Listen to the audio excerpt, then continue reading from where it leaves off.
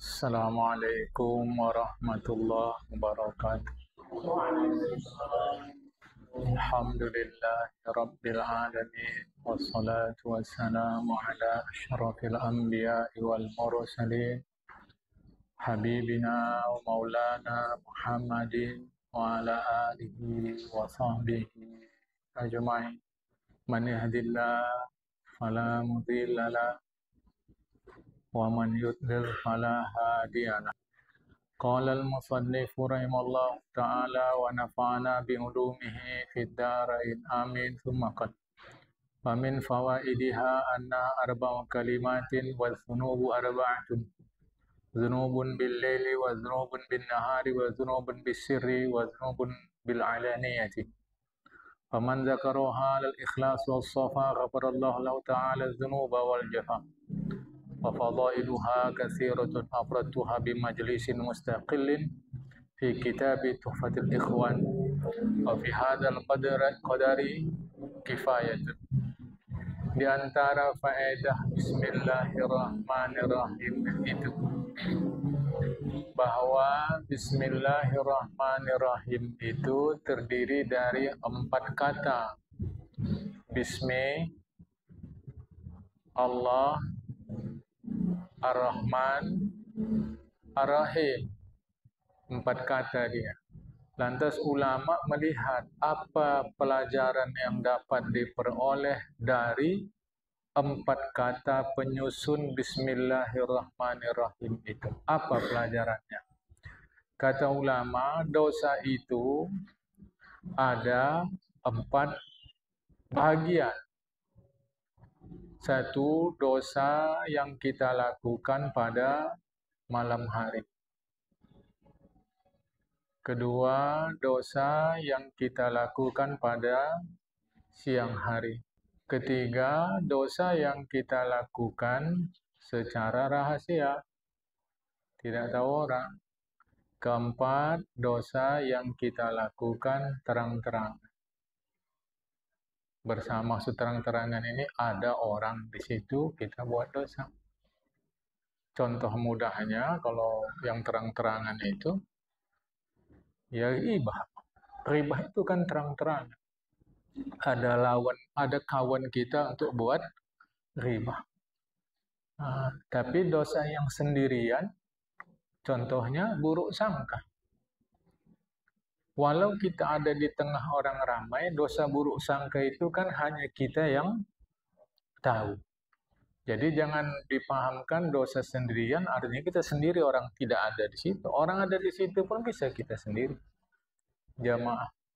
Buruk sangka, dengki, itu dosa kita sendiri. Namanya sirrun.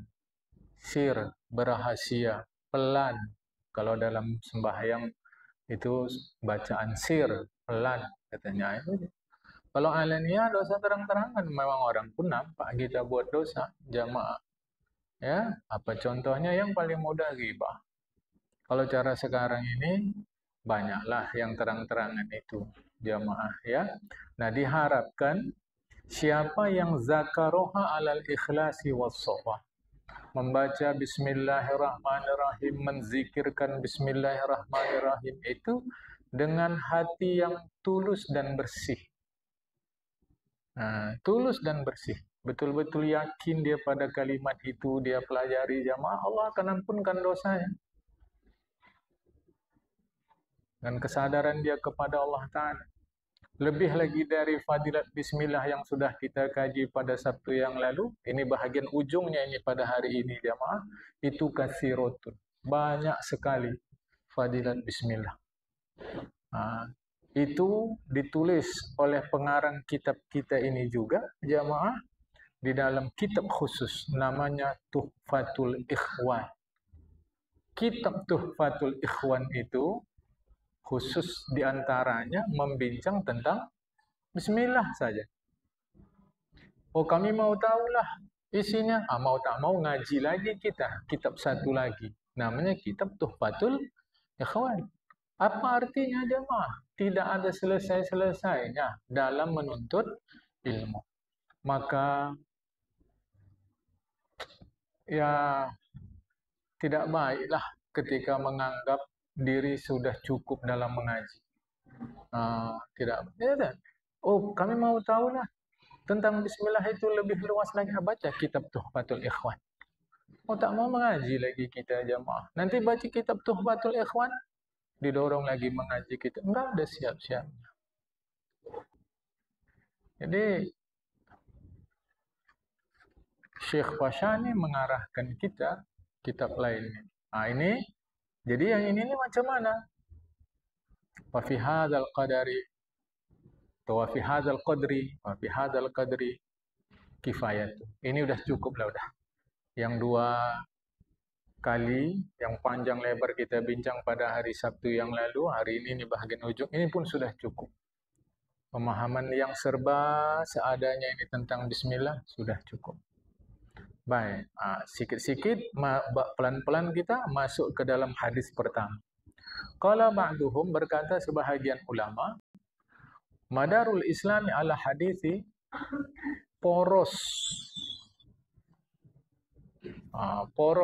garis, titik edar agama Islam itu berada di atas 4 hadis, kata sebahagian ulama. 1 hadis innamal a'malu binniyah. Sesungguhnya segala perbuatan kita itu tergantung dari niat. Bahasa orang sekarang, niat itu motivasi. Supaya kita faham hadis, coba tanya, apa motivasi kita ngaji hari ini, sore ini? Masing-masing. Masing-masing. Apa motivasi kita? Jamaah, apa motivasi kita mengaji ini? Jawab masing-masing, dalam hati masing-masing. Dan saya pun tak tahu. Jadi, 1. Hadis kedua mana lagi? Hadisul halalu bayyinun wal haramu bayyinun. Yang halal jelas, yang haram jelas. Dah 2 hadis. Nanti akan kita kaji. Hadis yang halal haram itu akan kita kaji. Hadis itu yang ketiga, hadisu man amila amalan laysa alaihi amruna fahuwa raddun. Siapa yang melakukan perbuatan agama padahal itu bukan ajaran agama, tapi diyakininya itu sebagai ajaran agama, maka perbuatan itu tertolak. Itu hadis ketiga. Jadi nomor 1 persoalan motivasi. Kedua persoalan halal haram. Penting, jamaah penting.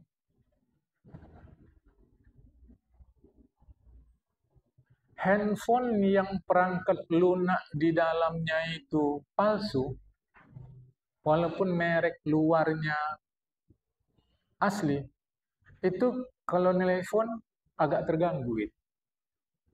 Jamaah. Isi dalam kita ini mesti halal. Kalau campur dia dengan yang tidak halal, itulah waktu kita menghandphone Allah Ta'ala agak terganggu nih. Nah, itu cara saya mendekatkan faham kepada kita pentingnya halal dan haram. Mengaji, ngerti, tapi tak lemak dia rasa. Jamaah, kaji tadi. Kelakuan tetap buruk saja. Solat macam angin lalu saja. Haji umrah macam wisata saja. Zakat fitrah macam ngasih biasa saja. Puasa hanya macam nahan haus lapar saja. Enggak ada isi, enggak lemak. Apa sebab? Boleh jadi yang masuk ke dalam tubuhnya halal haram campur. Boleh jadi. Hidup sekejap. Hidup ini sekejap, jamaah.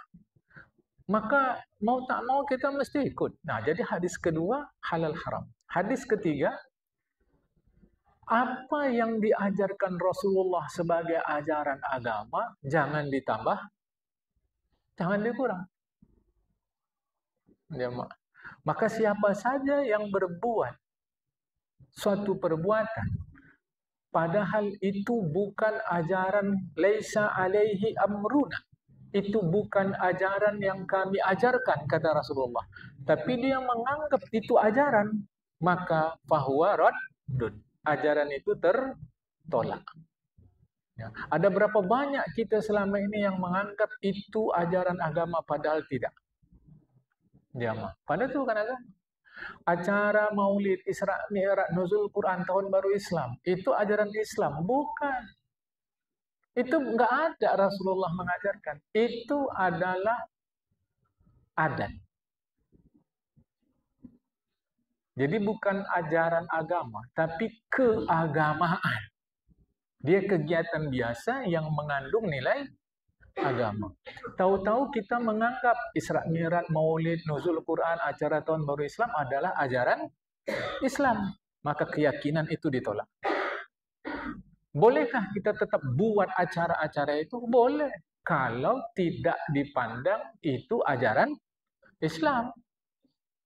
Itu bukan ajaran Islam. Nggak pernah Rasul katakan, buatlah Maulid, buatlah Isra Mi'raj, buatlah Nuzul Quran, buatlah acara tahun baru. Nggak pernah.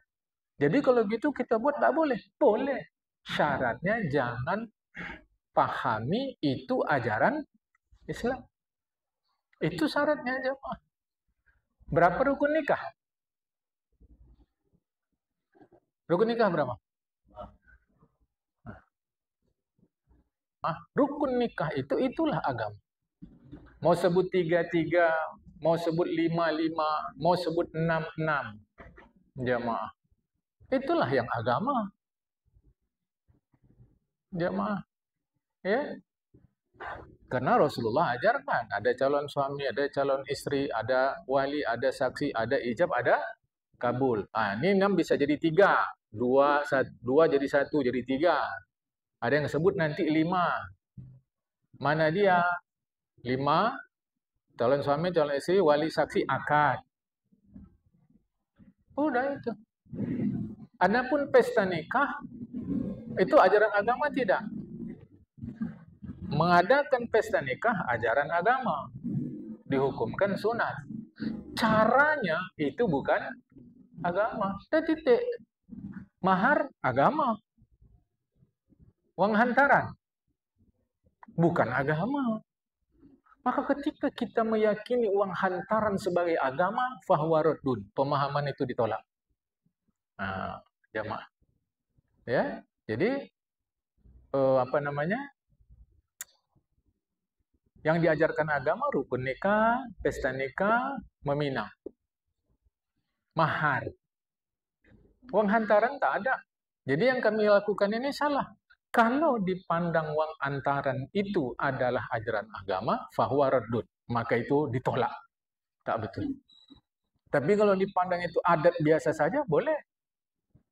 Boleh kami kerjakan? Boleh. Kalau tidak menimbulkan mudarat. Kalau menimbulkan mudarat, jangan dikerjakan. Karena agama melarang setiap kemudaratan. Dapat pandai kita sekarang membedakan mana agama, mana keagamaan. Cinta Rasulullah itu agama. Tapi membuat Isra Mi'raj Maulid sebagai tanda cinta Rasulullah itu keagamaan. Dia sifatnya kegiatan masyarakat. Tetapi kalau acara keagamaan itu dipandang sebagai ajaran Rasulullah, fahuwa raddun. Itu ditolak. Dapat faham sini, jemaah? Supaya kita cerdas. Nanti kalau ada yang bilang, tidak boleh buat maulid, tidak boleh buat bid'ah. Yang sini pula, boleh buat maulid, karena itu cinta Rasulullah. Kita sudah pandai. Yang melarang ini baik. Jangan buat maulid kalau itu dipandang sebagai ajaran Islam. Itu bukan ajaran Islam, karena Rasulullah tidak mengajarkan. Kalau di sini katakan, boleh buat. Maksudnya itu tanda cinta kepada Rasulullah. Cinta kepada Rasulullahnya wajib. Tapi acara ini sendiri itu bukan dari Rasulullah. Dengan syarat, bolehkah kita mengerjakannya? Boleh. Mengadakannya? Boleh. Kalau itu tidak dipandang sebagai ajaran Islam.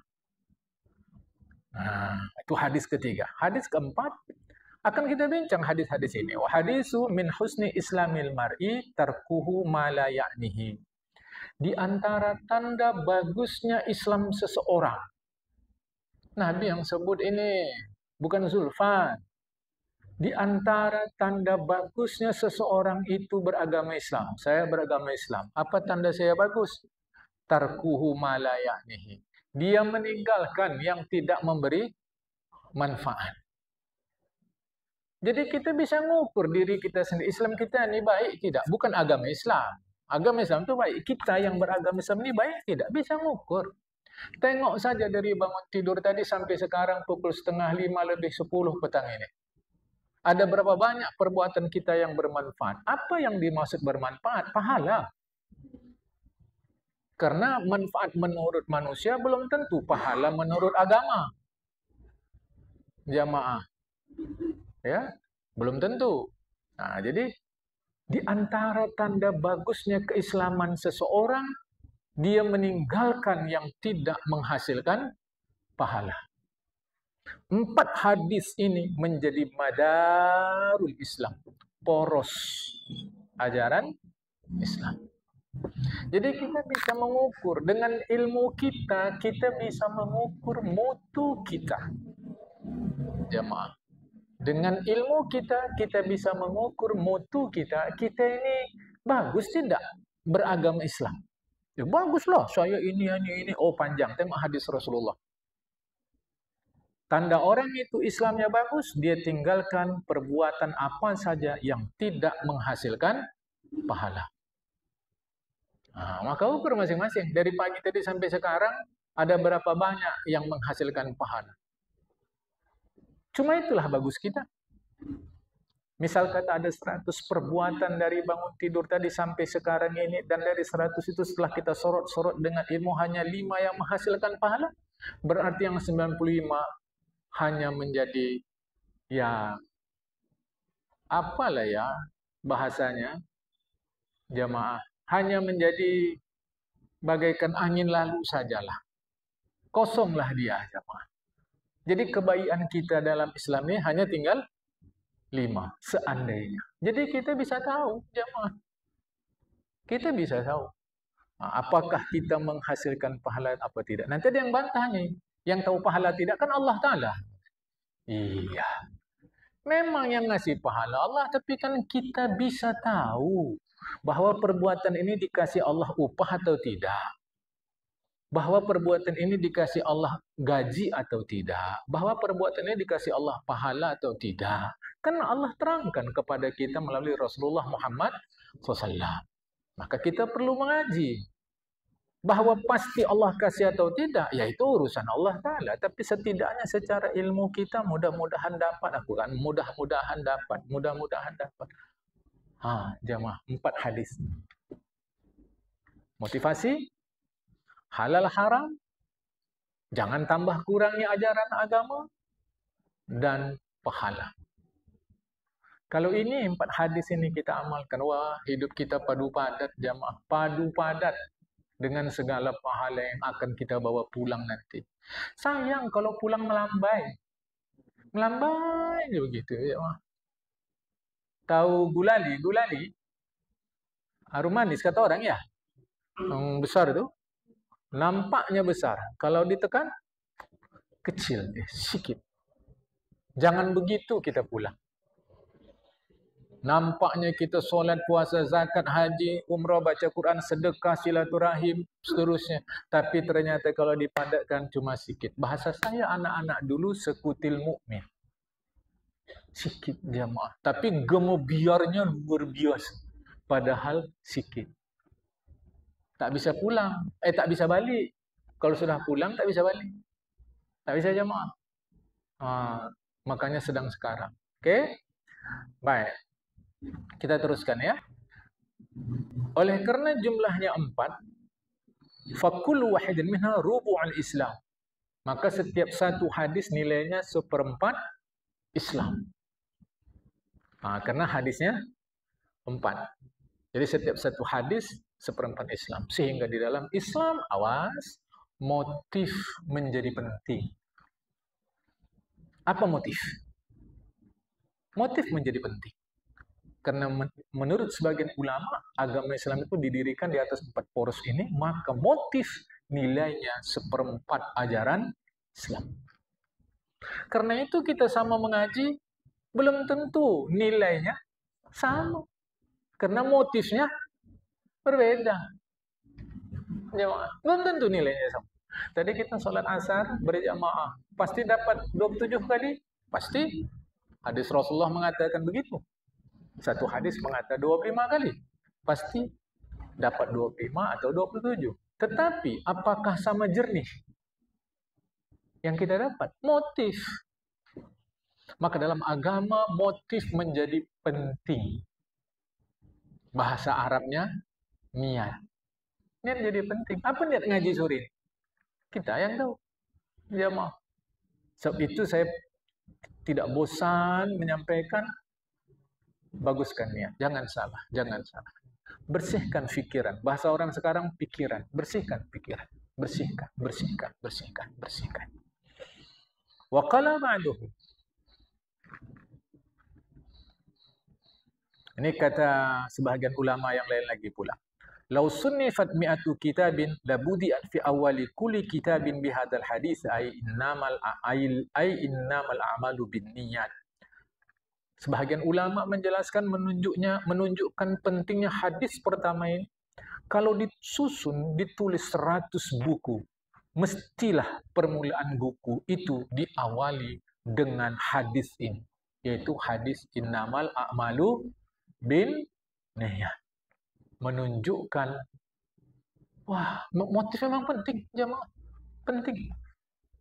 Menunjukkan niat itu, dorongan itu, pikiran itu penting dalam Islam. Dua pakaian yang sama, motifnya berbeda. Harganya berbeda. Jamaah. Apalagi kalau motifnya unik, klasik, tradisional. Apalagi kalau motif itu diakui oleh dunia sebagai motif yang menggugah. Wah, itu akan semakin mahal. Jamaah, akan semakin mahal. Karena motif menjadi penting. Maka kita yang mengaji pada sore ini, mau tinggi di sisi Allah, mau rendah di sisi Allah Ta'ala, motif. Motif. Apa motif kita mengaji? Itu menjadi penting. Sampai ulama mengatakan, andailah disusun, ditulis, dikarang 100 buku, pastilah permulaan buku itu hadis ini. Wahuwa hadisun awimun. Ini hadis yang luhur, agung, mulia. Kana salafus salihu yuhibbuna iftitaha musannafatihim. Adalah ulama-ulama tempo dulu suka membuka, memulai musannafatihim bihi, kitab-kitab karya mereka itu dengan hadis ini. Tanbihan, sebagai peringatan, lima talibi ala husnin niyyati wa ihtimamihi bidzalika. Dituntut kita untuk bersih niat. Pentingnya niat itu, jamaah. Kalau bersih niat itu bahasa orang sekarang, bersih apa pikiran positif. Nah, kalau orang sekarang sebutnya pikiran positif. Berpikir ini harus positif-positif. Niat ini mesti positif-positif. Tapi saya harus ingatkan, yang lalu-lalu sudah saya bagi tahu.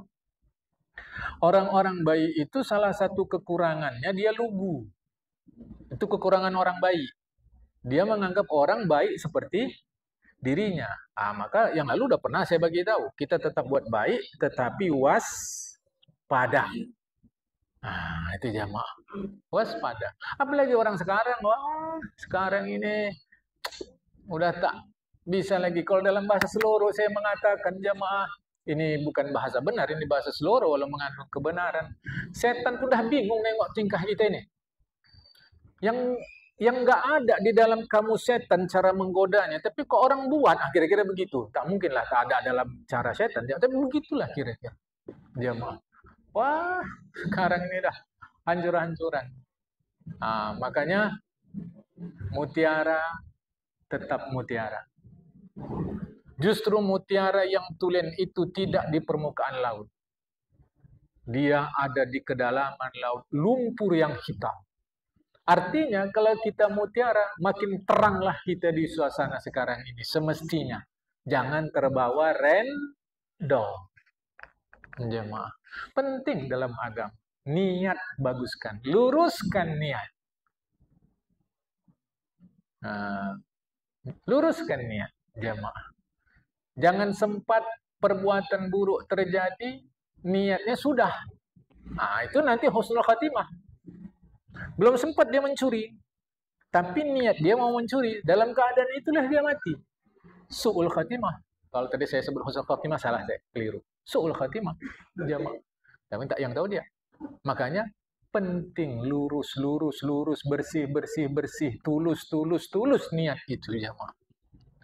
Nah, ini mau hati-hati, ya. Wali'annaha min ajli a'malil qulubi wa ta'atil muta'alliqati biha wa 'alaiha madaruha. Nah, dan karena bahwasanya niat itu termasuk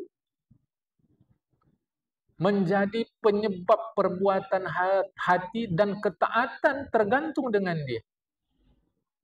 Jamaah, ya.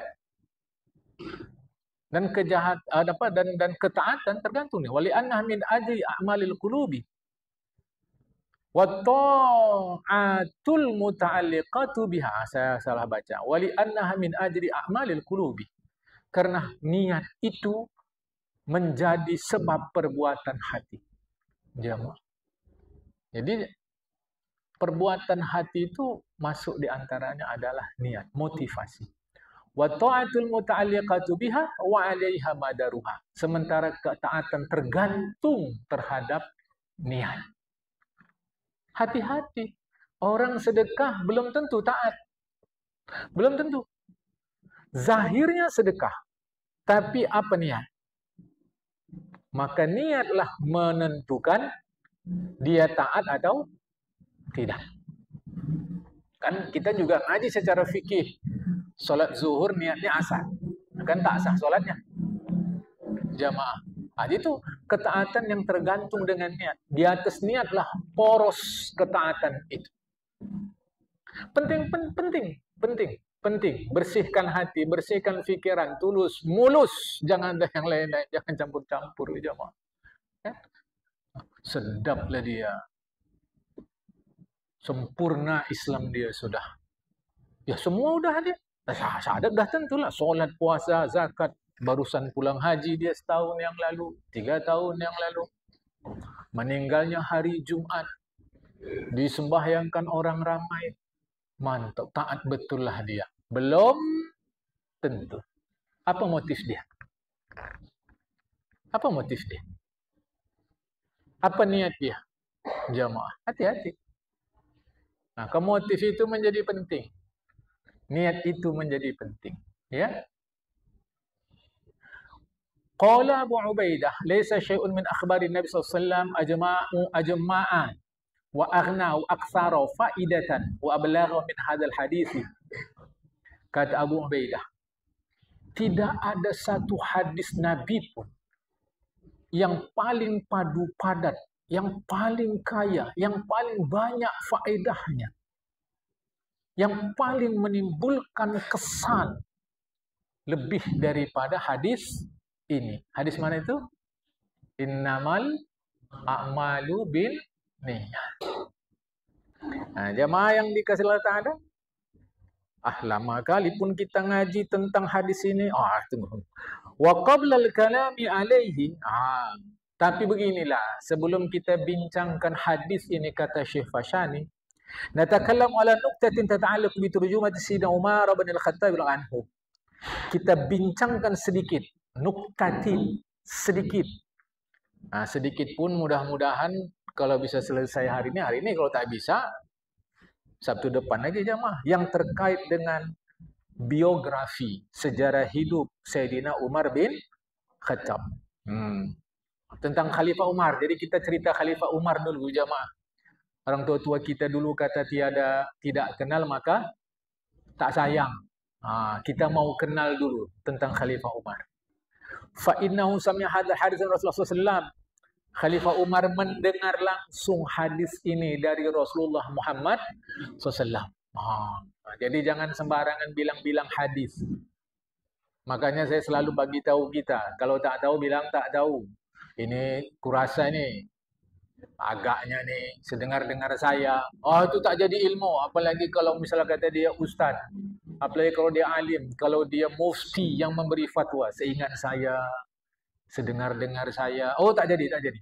Jamaah, ya tak jadi. Itulah yang bangsa menimbulkan persoalan. Langsung Khalifah Umar sami'a hadzal haditha min Rasulillah sallallahu alaihi wasallam. Khalifah Umar mendengar langsung hadis ini dari Rasulullah. Mana hadisnya? Oh, tunggu. Kita mau cerita sedikit tentang Khalifah Umar bin Khattab. Fanaqul, begini kami katakan, laysa fi sahabati min ismihi Umar bin Khattab illa huwa. Tidak ada sahabat yang bernama Umar bin Khattab selain beliau seorang. Supaya kita nanti cerita pun enak. Mana tahu Ustaz Abu tah ceramah kan? Oh, tidak ada di antara sahabat yang bernama Umar bin Khattab kecuali beliau sendiri. Yang dengar pun wah hebat ustadznya. Ini dasarnya ada. Ya, kita tidak ngarang. Ini rujukannya. Itu. Jadi saya ingin mengajak kita bincang ilmu itu tanggung jawab. Ini rujukannya di antaranya. Wa huwa awwalu man summiya bi amiril mu'min 'alal umumi. Orang yang pertama bergelar Amirul Mukminin adalah Khalifah Umar bin Khattab secara umum. Karena meninggal Rasulullah, Khalifah Abu Bakar dipanggil Khalifatu Rasulillah. Arti khalifah pengganti. Jamaah. Ini dengar betul-betul ngaji ilmu kita nih jamaah. Aku terang, aku bilang. Meninggal Rasulullah, siapa pengganti? Siapa khalifah? Khalifah itu artinya pengganti. Meninggal Rasulullah, siapa pengganti Rasulullah? Meninggal Rasulullah, siapa khalifah Rasulullah? Khalifah Abu Bakar. Meninggal Abu Bakar, siapa pengganti Rasulullah? Kan begitu. Karena Abu Bakar itu pengganti Rasul. Kita pakai bahasa Arab, khalifah Rasul. Meninggal Abu Bakar, siapa pengganti Rasulullah? Kita pakai bahasa Arab. Meninggal Abu Bakar, siapa khalifah Rasulullah? Kan panjang kali. Panjang kali itu. Nanti meninggal Khalifah Umar, siapa khalifah Rasulullah? Siapa khalifah Rasulullah? Panjang kali. Cemana ini? Panggil sajalah Amirul Mukminin. Dan pemanggilan khalifah, bukan. Pemanggilan Amirul Mukminin, bukan pemanggilan khalifah. Pemanggilan Amirul Mukminin tidak ada petunjuknya dari Rasulullah. Jadi kalau aku meninggal, pengganti aku panggillah Amirul Mukminin. Tidak ada. Jadi kita memanggil Amirul Mukminin itu pun bukan ajaran agama. Tapi baik sebagai penghormatan. Tapi khalifah ada. Kalau khalifah ada, jamaah. Nah jadi, siapa yang pertama sekali memanggil beliau Amirul Mukminin? Wasa'asamahu bidzalika Adi bin Hatim wa Labid bin Rabi'ah. Yang pertama sekali memanggil beliau, menyebut beliau, menggelar beliau sebagai Amirul Mukminin adalah Adi bin Hatim dan Labid bin Rabi'ah. Ini saya mengajak kita kalau cakap ada dasar. Jadi kita ada dasar. Siapa yang pertama sekali menggelar beliau Amirul Mukminin? Pemimpin, Amir, pemimpin, Mukminin orang beriman. Itulah sahabat Adi bin Hatim dan Labid bin Rabi'ah. Kapan itu? Hina wufida alaihi minal Iraqi. Ketika keduanya menjadi delegasi Khalifah Umar diutus ke Irak. Jadi di Irak ditanya, kalian ini utusan siapa? Membawa surat-surat kepercayaan sebagai duta besar berkuasa penuh. Kira-kira begitu. Siapa kalian ini? Kami adalah delegasi utusan Amirul Mukminin Umar bin Al-Khattab. Nah, jemaah. Jadi mereka lah yang pertama sekali memanggil itu Amirul Mukminin. Nah, ya. Pasti itu. Tidak juga, karena ada cerita lain. Wakila, katanya, sammahu bihil Mughirah bin Syu'bah.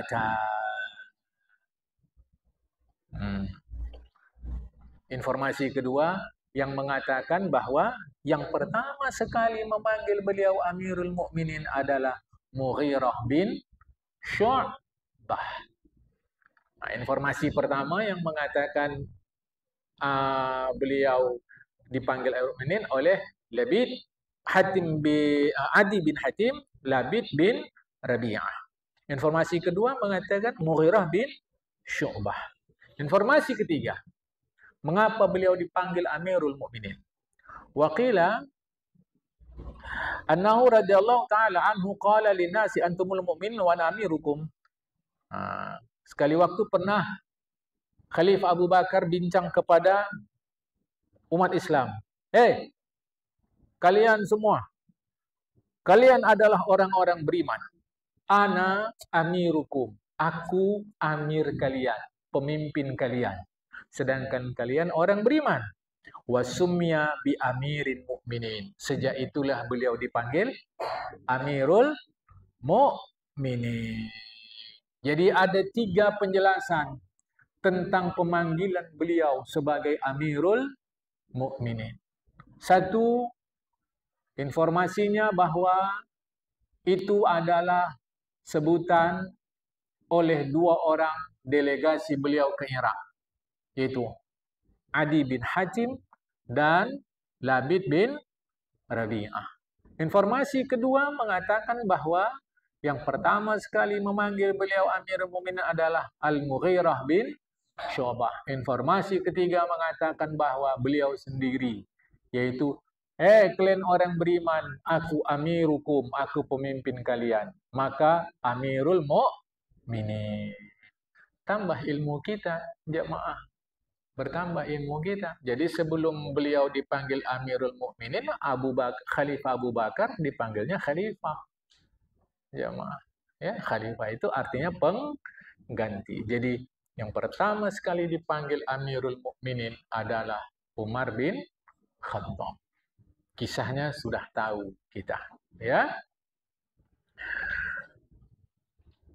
Wa kana qabla dzalika yuqalu lahu ya khalifati Rasulillah sallallahu alaihi wasallam. Fa'adalu an tilka al-ibarati lituliha. Jemaah. Sebelum beliau dipanggil Amirul Mukminin, panggilannya yang macam saya sebutkan tadi, Khalifah Rasulullah. Rasulullah khalifahnya Abu Bakar Siddiq. Abu Bakar khalifahnya Umar bin Khattab. Maka Umar bin Khattab dipanggil Khalifah Rasulullah. Pengganti Rasulullah. Kan panjang kali itu. Fa'adanu an dzalikal ibarati. Sahabat-sahabat meninggalkan panggilan itu lituliha karena panjang kali. Itu macam kebiasaan orang Indonesia. Nama kita dipanggil pendek, padahal panjang. Ya. Siapa nama Abdullah? Panggilan? Macam-macam kalau di Indonesia. Ada Dul, ada Bedul, ada Dolah, ada Lah saja. Lah. Jamaah. Itu begitu. Panjang kali. Kan? Ini panjang kali. Jadi apa pendeknya? Amirul Mukminin. Wa kannahu Nabi SAW bi Abi Hafs. Wal Hafsul Asad. Tapi Rasulullah menggelar beliau Abu Hafs. Hafs artinya singa. Jadi Abu Hafs, Bapak Singa.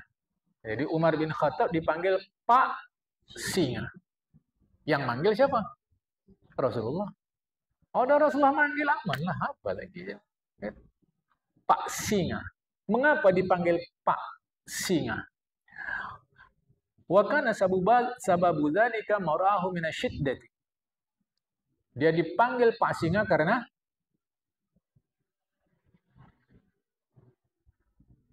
wa kana sababu dzalika marahu minasyiddati. Dia dipanggil Pak Singa karena ditengok Rasulullah orangnya tegas. Di terjemahan apa? Hebat. Kuat. Sangar. Ya macam mana singa? Rasulullah panggil dia Pak Singa. Jamaah ya, kalau Rasulullah manggil sudah itu. Sebagaimana diriwayatkan oleh Zaid bin Aslam dari ayah Zaid bin Aslam yaitu Aslam. Ayah Zaid bin Aslam cerita begini. Yaitu Pak Aslam. Anaknya Pak Zaid. Pak Zaid dapat cerita dari ayahnya bernama Pak Aslam. Nah, inilah namanya sanad. Sanad itu rantai. Dari mana kau dapat cerita A? Oh, dari si B. Kita tanya si B. Kau dari mana B? Dari si C. C dapat dari mana? Dari si D. Itu begitu. Yang jadi masalah kalau kita di masyarakat ini kan katanya. Dari siapa kau dapat ceritanya? Aku pun dengar-dengarnya aku nih. Nah itu tak jelas. Makanya kalau saya ditanya oleh kita, kan saya tanya balik, siapa yang bilang gitu? Siapa yang bilang begitu? Biar secara ilmu bisa dipertanggungjawabkan. Jadi Pak Zaid dapat dari ayahnya, Pak Aslam. Apa kata Pak Aslam? Aku pernah lihat Umar bin Khattab. Dipegangnya kuping kudanya dengan salah satu tangannya. Tangannya yang satu lagi megang kupingnya.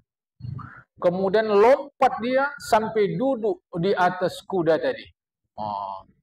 Itulah hebatnya Khalifah Umar bin Khattab. Awak mana bisa? Dia mesti pakai kekang. Umar bin Khattab tinggi, besar. Jamaah. Orang Arab pun kalah tinggi dibanding Khalifah Umar bin Khattab. Kan? Enak saya tap pegangnya kuping kuda tadi, naik dia ke atas, lompat, dia tap duduk. Jamaah, kan? Baik. Kapan beliau lahir? Beliau lahir setahun setelah tahun gajah. Ya? Bukan setahun setelah gajah. Beliau lahir setelah tahun gajah 13 tahun. Jadi 13 tahun setelah tahun gajah. Rasulullah lahir tahun gajah. Berarti usia Khalifah Umar 13 tahun lebih muda dari usia Rasulullah Muhammad SAW. Dan umur beliau adalah 63 tahun. Umur beliau 63 tahun Arab. Ya, bukan 63 tahun Masehi. Tahun Masehi Januari sampai Desember, bukan.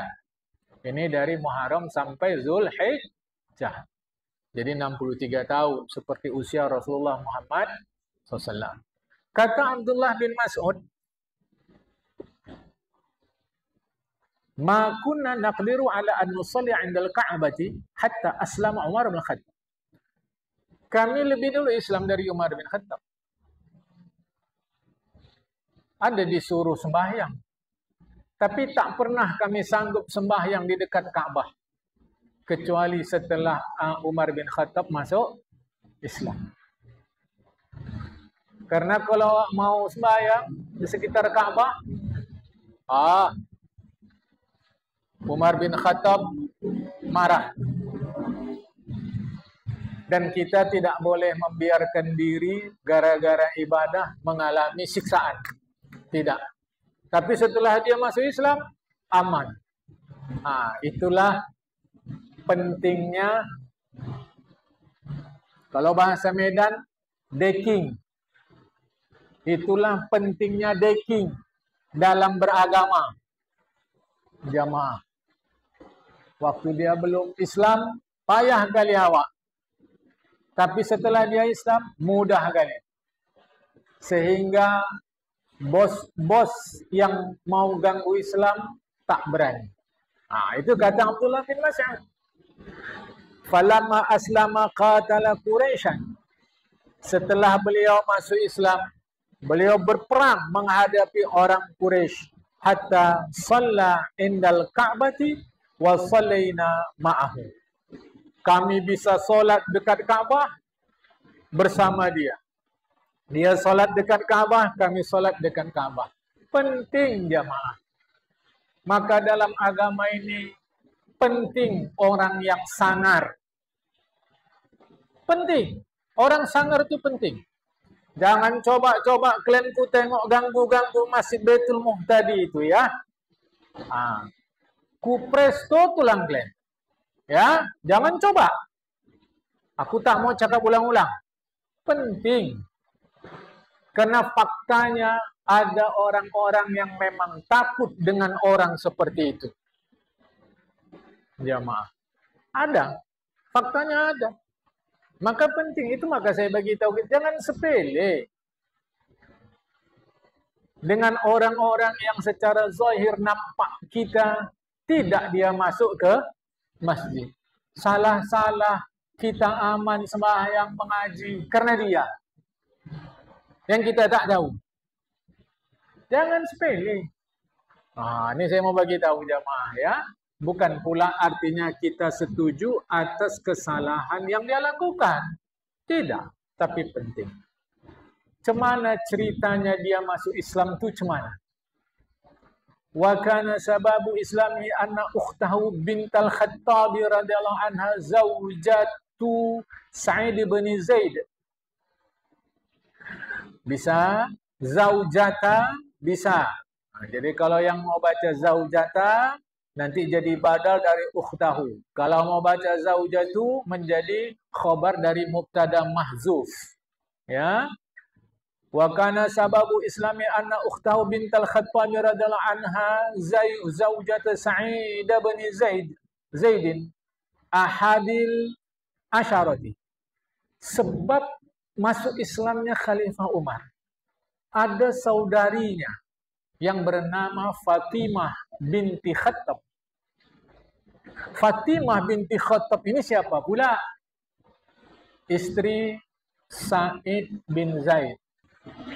Sebab Khalifah Umar masuk Islam. Sebab Khalifah Umar masuk Islam. Bahwa saudarinya yang bernama Fatimah binti Khattab. Siapa Fatimah ini? Istri Sa'id bin Zaid. Siapa pula Sa'id bin Zaid? Satu di antara 10 sahabat yang dijamin masuk surga. Jamaah. Ada apa rupanya dengan Fatimah binti Khattab? Dia sudah masuk Islam sama suaminya. Dia sudah lebih dulu. Jadi Fatimah binti Khattab dengan Sa'id bin Zaid sudah masuk Islam. Fasami'a Umaru bidzalika. Umar dengar, sedangkan Umar musuh Rasulullah, musuh Islam. Kecolongan aku ni. Mak, adik awak ikut agama musuh awak. Faqasadahuma liyu'aqibahuma. Umar pun mau menyiksa adik dan iparnya. Adiknya Fatimah binti Khattab, iparnya Sa'id bin Zaid. Mau kuhumban dulu orang ni. Tak bisa ni, lepuk kan ni. Ini merusak agama Quraisy nih. Tak betul lagi nih. Kira-kira begitu. Sampailah dia masuk ke rumah Fatimah binti Khattab. Faqara'an alaihil Qur'ana. Saat itu adiknya membaca Al-Quran. Sedang membaca Al-Quran surat Toha. Sedang membaca Al-Quran surat Toha. Didengar waktu masuk, terdengar Khalifah Umar bin Khattab bacaan itu, fa'auqa'allahu fi qalbihil islama.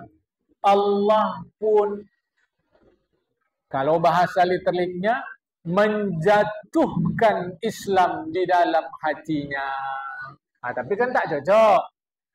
Allah memberi hidayah kepada beliau di dalam hatinya memeluk agama Islam. Di terjemahan apa? Memantapkan, menancapkan, auqa'a, jadi menjatuhkan. Jamaah. Jadi disampaikan Islam oleh Allah sebab mendengar Al-Quran ini. Ya, fa'aslama, dia pun masuk Islam. Ini cerita ringkasnya jamaah. Kalau cerita panjangnya sampai tarik-tarikan dia sama Fatimah. Apa yang kau baca itu? Pak, mari sini. Oh, tak boleh. Kau masih kotor, belum Islam. Ini dipegang si suci. Apa rupanya itu? Begitu, sampai tarik-tarikan, sampai tampar. Fatimah kena tampar, Said bin Zaid pun terjatuh, kena tampar. Taulah Umar. Tinggi tegap. Jamaah, kan? Seperti garangnya, seperti Bang Ali Sadikin, mantan gubernur DKI. Bukan lembut seperti orang jujur mantan Kapolri, Jenderal Hugeng. Jenderal Hugeng itu jujur luar biasa jemaah. Sampai Gus Dur bilang cuma 3 polisi jujur di Indonesia ini. 1 patung polisi, 2 polisi tidur, 3 Jenderal Hugeng. Itu polisi jujur. Jadi Kapolda dia jemaah, begitu masuk di rumah dinas sudah banyak barang-barang mewah bagus, suruhnya keluar. Ini siapa yang ngasih nih? Keluarkan. Negara nggak ada kasih, keluarkan. Diundang ke Hawaii, yang diundang dia, istrinya tak boleh ikut. Kenapa? Undangan hanya untuk Hugeng. Istrinya tak boleh ikut. Belakangan setelah Pak Hugeng meninggal, orang-orang pintar Indonesia, orang-orang tokoh Indonesia mengumpulkan duit supaya istri Pak Hugeng bisa pergi ke Hawaii main-main. Karena dulu tak dibawa Pak Hugeng sampai beliau meninggal. Ini polisi jujur. Tetapi Umar tidak macam Pak Hugeng. Lebih miripnya, bukan Umar, lebih miripnya Jenderal Ali Sadikin. Itu lebih mirip dengan Pak Umar. Garang. Bang Ali itu garang jemaah. Alhamdulillah aku dah jumpa langsung. Bang Ali itu garang. Garang Bang Ali jemaah kan. Jadi Umar bin Khattab garang. Ini cerita singkatnya. Ya, setelah dia masuk Islam, dia pun datang kepada Rasulullah, menjumpai Rasulullah fidarin inda sofa, di satu rumah di dekat sofa. Tempat kita umrah, tempat kita sa'i. Dekat situ dulu ada rumah. Rasulullah sembunyi di situ menyampaikan Islam. Waktu itu Rasulullah ngajinya sembunyi-sembunyi karena takut sama Umar. Jadi ngaji dia datang. Waktu dia datang, sahabat ngintip. Mau datang dia. Takut orang itu dipengapai Rasulullah. Sebahagian berdiri di depan pintu. Rasul diam. Nanti kalau apa-apa dia main kami. Kira-kira gitulah bahasa kita. Orang datang dia jemaah. Begitu dia datang, Muhammad mana? Takutlah orang jemaah. Mana? Mau takut orang. Tapi belakangan fa'azhara islamahu. Dia pun menyampaikan, aku masuk Islam. Fakabbarul muslimuna farahan bi islamihi. Sahabat-sahabat pun takbir karena gembira bi islamihi, dia masuk Islam. Sejak itulah summa kharaja ila majami'a Quraisyin, ila majami'i Quraisyin fanada bi islamihi. Sejak itu Umar pun mengumumkan kapan-kapan ada orang-orang Quraisy kumpul-kumpul, kapan ada orang Quraisy ya cerita-cerita, dia bilang, "Oh, aku dah Islam. Aku dah Islam." Siapa berani ngelawan dia mah? Mana ada berani melawan? Itu pentingnya deki. Nah, itu penting jemaah. Macam awak pun takut-takut menyampaikan udah Islam. Takut awak nih ngasih tahu awak udah Islam. Jemaah. Karena kalau dikasih tahu alim nanti tak bisa lagi awak belok-belok. Nah, jadi usah nampakkan kali Islam awak. Kalau nggak nampak kan belok-belok bisa. Dapat banyak awak duit kalau belok-belok. Tapi kalau nampak kali Islam awak, belok-belok tak bisa. Umar tidak, aku Islam. Aku dah masuk Islam. Oh, jamaah. Selesai. Jamaah. Qala Abdullah bin Mas'ud kana Islam Umar fathan wa hijratuhu nasran wa imaratu rahmatan lil muslimin. Abdullah bin Mas'ud bilang, keislaman Khalifah Umar itu adalah satu kemenangan. Hijrahnya dia dari kafir kepada Islam itu adalah satu pertolongan. Pemerintahan Umar adalah sebagai kasih sayang kepada orang Islam. Jamaah. Oh, ini supaya dapat difahamkan. Nah, jadi insya Allah hari Sabtu akan datang kita masih cerita tentang Khalifah Umar. Kalau selesai cerita Khalifah Umar, baru masuk hadis nanti. Jamaah. Supaya ada ilmu kita, jangan cerita-cerita saja tak ada dasar. Insya Allah dalam hari Sabtu depan, siapa yang memberi gelar dia Al-Faruq? Al-Faruq, pembeda. Dan apa arti Al-Faruq? Jadi kita ini padat dengan ilmu, jangan asal-asal aja.